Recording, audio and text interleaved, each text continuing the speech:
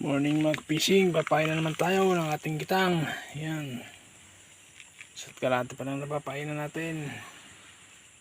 Ayan na pamain natin mga ka-fishing, bulinaw, bulaw. Kunti lang may inaot natin.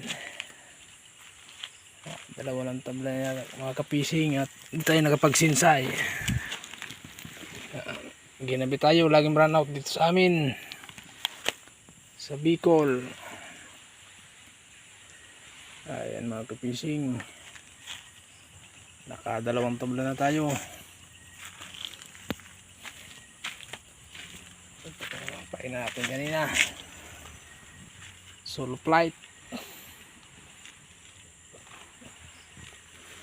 Ito na lang konti, pag may oras pa dadagdagan natin yan. Ay mga ka-fishing,